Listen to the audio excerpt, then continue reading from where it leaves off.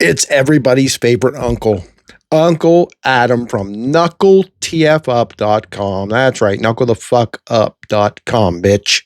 Go to that site and follow me as I discuss the best combat sports in the world. Not the snooze fests out there that you pay big money for or buy a new streaming network for, and they put you to sleep with all kinds of decisions that make you scratch your head and wonder why you're even investing your time in this.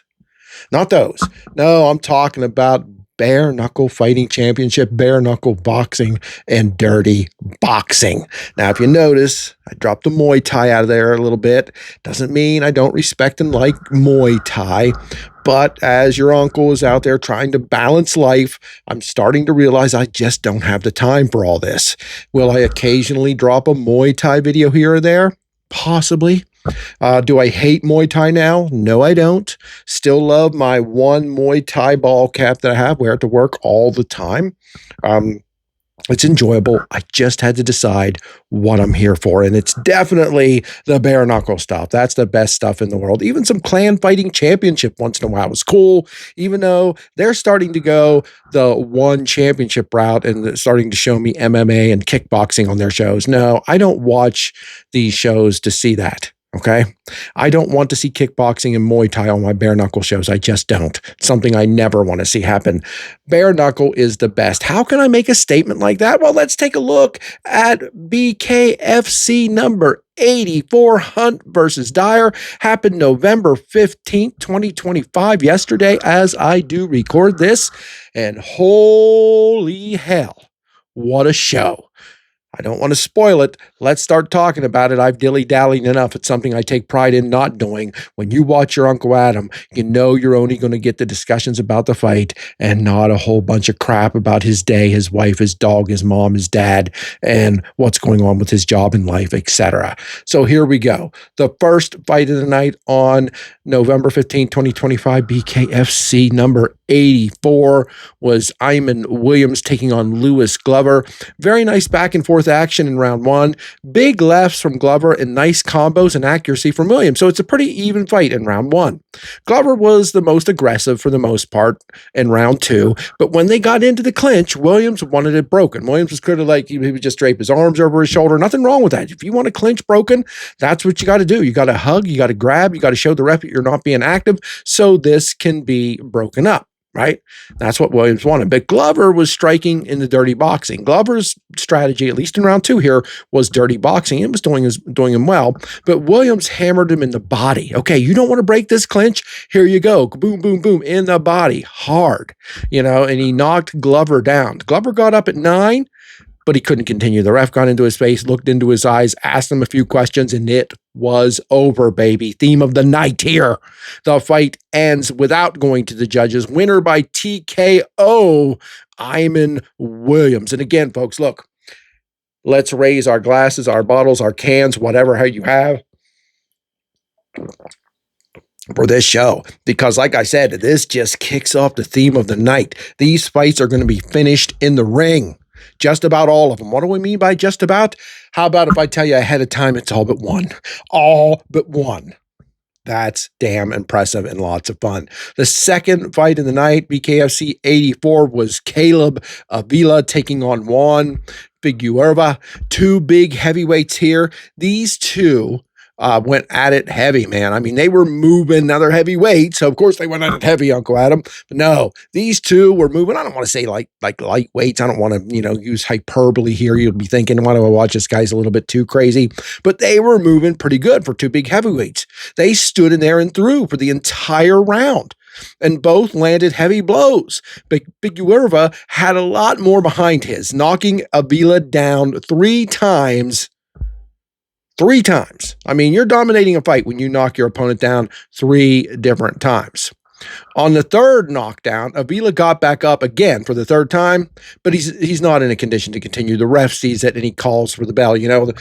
Chris Lights Out Lido commented, sometimes these guys are too tough for their own damn good, and that's absolutely the truth here. Sometimes you're so damn tough you won't stay down, you can't stay down, you're getting back up, but your brains are getting bashed out now, and that's what was happening here, and the ref rang the bell for Avila So he didn't continue. This fight ends in the very first round by knockout. Juan Figueroa right at the end of round one, and we continue the theme of the night is all right with me because it's not going to the judges, baby.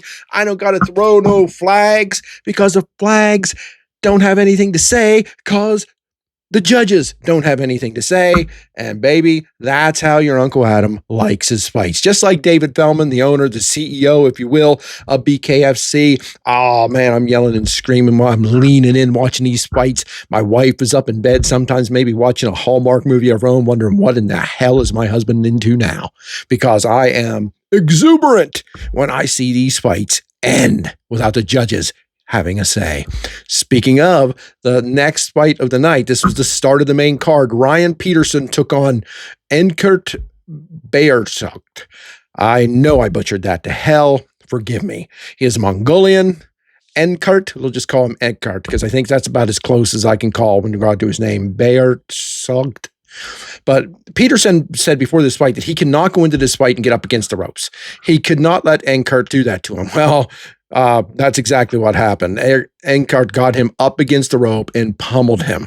I mean, knocked him down in 22 seconds, down and out. Now, I saw some griping. I saw some flags being thrown on social media because this was Big John McCarthy's first fight, refereeing his first fight in bare knuckle.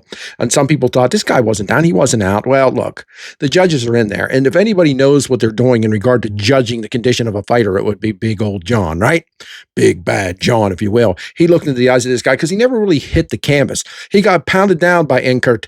And on his way down to the campus, he grabbed the rope and he's just hanging there. His back's just a couple inches off the mat, never hit the ground. But when he pulled him back up and Big John got into his face and really took a good look at him, really leaned in and looked into those glass-filled eyes, he knew that there's no way this fight was continuing. Your winner in 22 seconds of the first round was Enkert Bayersucht. And again, I'll learn to say your name, brother. I promise, because you're going to deserve it. You're going to be seen for a while. You're coming in here. You're kicking ass. You're taking names. You're knocking guys out in 22 damn seconds. Keeping on with the theme of the night.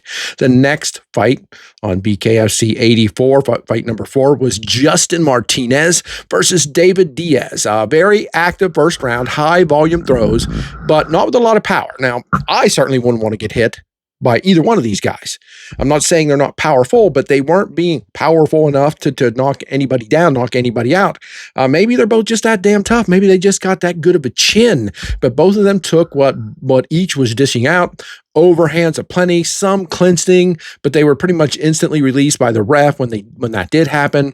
Lots of dirty boxing, though, started in round 2. So they thought, okay, maybe they were tired of being hit with haymakers, with overhands and straights and jabs and what have you. So they start fighting in the phone booth in round 2, right? Lots of dirty boxing, chest to chest fighting. Martinez gets knocked down at the very end of round 2 from an uppercut from Diaz. That was his corner. His corner was telling Diaz, look, you get in close like that, get in there and give a big uppercut. And that's exactly what he did, gets the knockdown. Martinez survives, and we go to round 3. Martinez is knocked down in round 2. It was pretty much due to exhaustion, and now we're in round 3. Martinez is knocked down again. This time he does not get up.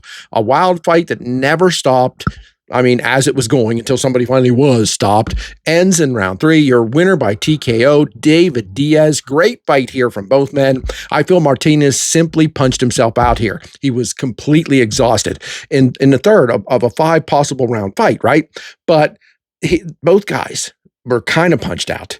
Martinez was absolutely punched out, and I think that's what led to his downfall. They went at it so hard, so heavy, so furiously, like 2 Tasmanian devils, the old cartoons, right, just going crazy at each other, that Martinez by round 3 gets knocked down for the second time, stays down, and like I said, great fight here. David Diaz gets the win. Exciting stuff all night long here, because the next fight is up to fight 5, and we're going to have a gentleman here whose name I'm going to struggle with again. If you've ever watched my One Championship reviews, you know that I struggle with a lot of those Thailand names. I do, and these guys aren't from Thailand, but sometimes my American tongue, my good old American tongue. Now, I live in central Pennsylvania. I'm from Chocolate Town, USA, baby, Hershey, Pennsylvania. If you don't know this, They call Pennsylvania in between the nickname of Pennsylvania between the cities of Pittsburgh and Philadelphia, which are on each end of the state. Everything in the middle, going from Philadelphia to Pittsburgh, is considered Pennsyltucky, if you will. Yeah, people actually call it that, Pennsyltucky. It's like down south. So my central Pennsylvania tongue struggles to say Evgeny Kurnadov versus Paulo Games. It looks like games, but I'm pretty sure they now pronounced it Games, something like that. Here's the problem with some of you BKFC fans. No offense to you. Tip of the hat to my brothers and sisters in the fight game. But some of your problems is the second you get a fight that is an all action nonstop from bell to bell, as soon as you get some technicality going on, as soon as you guys get some sweet science, you start booing. Not all of you. Some of you get it. And here's to those of you who get it. But let me tell you, some of you don't get it. But let me tell you, you need to learn to get it, guys. Now, do I want to see a card that has nothing but scientific, technical fights? I can handle it. Bare knuckle boxing has more of them than BKFC has, and I'm not praising one, knocking the other. I'm just stating facts. But this was a technical fight. This was not a brawl, and the crowd has been used to brawling. That's what most of this night has been. Now, the crowd did pop when Games knocked Kurinov down at the end of round one. So he gets a big knockdown. Oh, yeah, there we go. Finally, somebody's on the mat.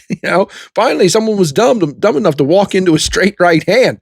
I'm not calling any fighter dumb. I'm just giving you an example. Fans, sometimes you don't realize it is a mistake. It is incorrect strategy when these guys are knocked down and knocked out. They get it in their head that they're going to go on hard and heavy, and they're not ready for that, or that's what their opponent's waiting on, and bam, they go down, and you cheer, but you're actually cheering that one of the fighters made a mistake, and that's what happened here. Round two was a lot more measuring and more technical fighting, and the crowd hated it. Okay, technical fighting is not over in BKFC. A little more action in round three, especially Game's step-in jab. Boom, step in with a jab, like you see in fake pro wrestling. Boom, only this is real shit. They're not stomping their foot to create a sound. They're stepping in and hammering somebody's jaw, smashing it. We're going to round four, and we never go to round four, actually. We get the end of round three, it ends. We're getting ready to go to round four, but it stopped. We never get it. Games wins by TKO when the corner steps in for Kurinov and clearly has a problem with a cut on his eye. Tells the ref, "Hey man, I can't see," and the ref's like, "Yeah, okay. Your corner's telling me you can't go." But as soon as a fighter says, "I'm dizzy" or "I can't see," fight is stopped. Fighter said he couldn't see. Winner by TKO after 3 rounds of technical fighting, which was different for the night, but this still did not go the distance. Paulo Games. I like this fight. I like a technical fight every once in a while. Some of you fans out there now, a lot of you probably know more than me. Definitely know more than me. Many of you. Awesome. Props to you. But many of you don't. And you just want to see some wild truck stop brawls or something like that. And while they can be fun, guys, come on, learn the sport a little bit, and let's realize when two athletes are actually being intelligent like these two were. The next fight was the 6th fight of the night. It was Cody Vidal versus David Simpson. I like both these guys. David Simpson is a hard-hitting son of a bitch. He'll come in there and just end a fight quickly. I'm not talking about brawling. If you want to call it that, call it whatever you want, but most of the time you're calling David Simpson a winner. Cody Vidal, believe he's the founder of the Nuck World Order, the KWO. Too sweet, baby. Just like the old wrestling NWO back when wrestling was good. He is the founder of the Nuck World Order. KWO, got to get me a shirt. Vidal knocks Simpson down with the first shot of the fight. Boom! Down goes Simpson, which is amazing. That's what Simpson's known for, knocking guys down quick and early. But here he goes down. Now he does get back up. To his credit, he absolutely does. Simpson went wild and hit a ton of shots. Many of them Vidal was blocking. Now, that's not to say Vidal didn't do a bunch of damage after that first shot, because he did, but Simpson was enraged after being knocked down, and he went to town. These guys are going at it. I just hope they don't punch themselves out like the earlier fight, right? Vidal gets knocked down by Simpson early in round 2, so now Vidal's down. Boom, down he goes. It's 1 knockdown to 1 knockdown. Who the hell's winning this fight? I don't really know. I'm not quite sure, but I'm hoping once again this does not go to the judges, because you never know what you're going to get. But this is pretty even and going into 2 rounds. Vidal is knocked down in round 2. The rest of round 2 saw these guys brawling, okay, which is kind of insane. Both men slowed in round 3, but were still hitting hard. Simpson was warned by the ref to stop leading with his head, though. When he's coming in, he's causing unintentional headbutts, but when the ref tells you to stop it, you got to take note of what you're doing. I'm not saying he was doing anything purposely, but if you keep doing it after you're warned, the ref's going to take a point from you because then it does feel like you're doing it on purpose, which he did stop doing it, which is very good news. In round 4, Simpson pushed Vidal down once, just shoved him, like he had his arms up defending, and he shoved his elbows, knocked him down on his ass, shoved him again a second time, caused him to stumble. He didn't fall the second time, but here comes the ref again to say, no, knock this shit off. You cannot be pushing. It's something you just can't do. Okay, so Simpson gets warned for doing that. And this fight is so close score-wise, I can't fathom it going to the judges.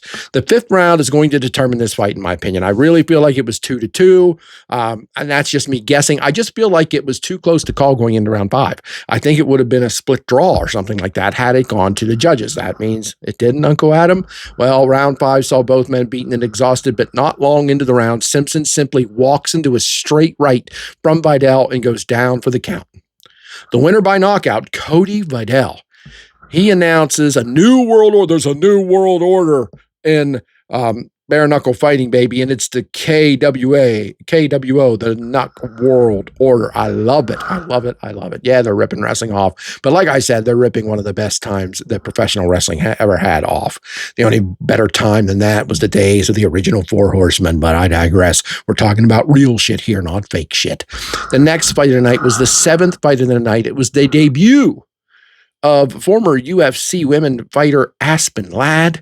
Now, this young lady is incredible. She fought a bunch of top contenders.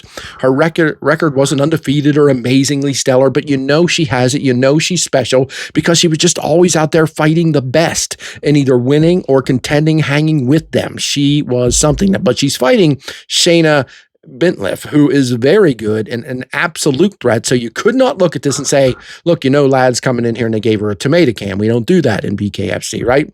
Now, Bentliff is good, but was overwhelmed and taken apart here in round 1. Ladd knocked her down 3 times. And on the 3rd time, Bentliff did not get up. Big, huge knockout win for Aspen Ladd in her debut in round 1, and said she'll fight any champion. If she has to go up in weight, if she has to go down in weight, they can meet her in the middle. She's willing to take on anyone, maybe a queen of violence fight, if you will, because we don't got to worry about weight limits. Aspen Ladd is legit. She is here to win and knock bitches out, and that's what she did, and I can't wait to see her next fight. Now, that's no offense to Shayna Bentliff, but boy, she took it on the chin, literally and figuratively, in this fight. Next up was the co-main event of the night. It's the 8th fight of the night. It was Drew Stube taking on Zeb Vincent. Stube is the stronger of the two. I mean, you just know that by looking at them, by watching this fight. But holy hell, Vincent can take a shot and keep coming. Vincent was rocked before the end of the first round, but did not fall. And I don't want to say it was the theme of this fight, but I'm telling you what, and I think I've said this about other fighters, but I am authoritatively saying it here. Zeb Vincent has one of, if not the best chins I've ever seen next to Mike Perry. I mean, this guy, because not only was he taking shots, he was delivering them back. This is the only fight that's going to go the whole distance. And yeah, I'm spoiling it ahead of time. The only fight on a, what was it, an 9 fight card that went the distance. Now, Vincent was rocked. Like I said, before the end of the round, didn't fall. Great first round. Again, in round 2, Vincent looked rocked, but refused to go down once again. Lots of dirty boxing in round 2 as Vincent's corner told him to stop giving Stube distance. He wants distance. You're giving it to him, and you're getting pounded. You're taking it, you're walking into it, and you're delivering your own, but stop giving him distance. Get in close, and that's absolutely what he does in round 2. But how Vincent keeps standing through all the shots he's taking is beyond me. Understand Vincent, like I said, is getting offense in too, but the shots that he is taking and staying up are so impressive. How in the hell do you beat this guy? I mean, how do you're not taking this guy out. Who's it going to take? What's it going to take? More of the same nonstop, exciting blow for blow fighting in round 4. I say Stube is winning by points.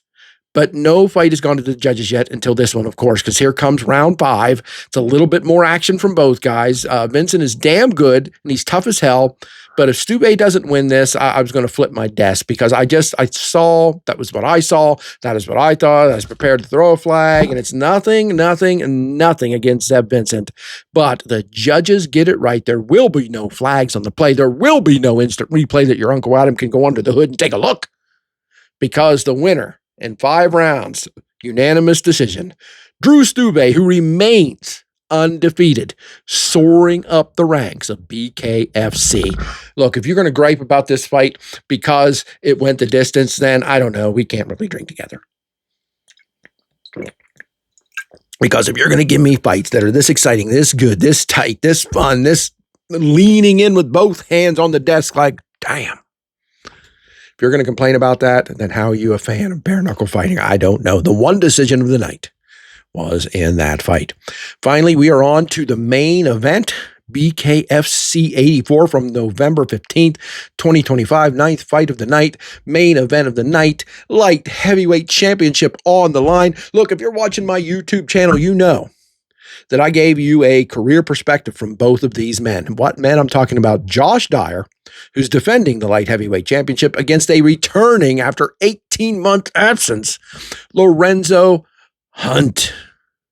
I told you the career stories of both of these men. I went over every single fight they had on my YouTube. If you haven't seen it, check it out. If you're new to this, check it out. If you're old to this, check it out. I went over every fight each guy had in separate videos to get you ready, to get you prepared for their rematch. In the past, Hunt took out Dyer pretty easily. Now, it was only Dyer's second fight in BKFC. I think he bit off a little more than he could chew. Here, he was ready for him, and by God, did he show he's ready for him. He knocked Hunt down twice in the first round. Nobody does that to the Juggernaut, and I mean nobody. Your uncle means nobody. Nobody does that to Hunt. But Dyer did. He looked like he was cruising to victory. He might knock this son of a bitch out. Nobody can absolutely do that. Look, like him or not, Hunt is one of the best bare knuckle fighters in the world. He's got an argument out there that he's the best. But it wasn't to be. Hunt continued to get back up after being knocked down twice. And damn it, when you hurt this guy, he gets even better. And that's what he did here. He found a gigantic overhand to the side of the head, right around the temple and upper jaw area of Josh Dyer. And Josh Dyer's done. Boom, out. Roll out the body bag, baby. He's out. It's over. I mean, Chris Lights Out Lido is actually saying, why are we counting here, ref? He's out. He's out. Can't you see that? But the referee does sort of give him a chance. There ain't no chance, baby. The winner, and once again, new light heavyweight champion, the Juggernaut himself, Lorenzo Hunt. Yeah, it only went 1 round. This ended right with like a second to go in round 1, literally, like at 1:59. It was over. And Hunt's excited, but he's congratulating Dyer, telling him to get up. If you're watching this, you're thinking, oh, is he being a bitch? You know, what's he doing? No, the Hunt's actually cheering for Hunt to get up. Come on, get up, get up. He didn't want him carried out. He didn't want him put on a stretcher. He didn't want him walked out with his arms over people. He wanted him to get up, and he did. Dyer did get up, sit on a stool, and then actually stood up. The two men embraced. The two men celebrated together. The two men gave each other props. Hunt said Dyer has become incredibly better since Hunt left, and that is absolutely true. But not good enough to defeat Lorenzo Hunt. Incredible fight, incredible show. 8 of 9 fights were finishes, and the one that went to the judges was amazing. Major props to Lorenzo Hunt. Major props to BKFC. I'm giving this show a 10 out of 10. You can't put on a better show. Can bare knuckle boxing, dirty boxing have a fight, have a card, have a show that's as good? Absolutely. Absolutely. But nobody's putting it on a show better than this. Nobody. I mean, 8 of 9 fights were finishes, and that one non-finish was incredibly fun and exciting, and the judges got it right. I am Uncle Adam, your Uncle Adam, proud to be, happy to be of KnuckleTFUp.com. If you'll do nothing else for me, will you subscribe to my YouTube? Please help me get in the algorithm, not because I want to make money and at 55 years old think I'm going to retire living off of YouTube, but because I want to do everything I can do, you can do, we can do for bare knuckle fighting, bare knuckle boxing, and dirty boxing by getting the word out there. And every time somebody who is even slightly interested in combat sports turns on the YouTube machine, they'll see your Uncle Adam, they'll hear about Knuckle TF Up, and they'll know that's what they got to be watching. I'll be back again to talk about more fighting before you know it.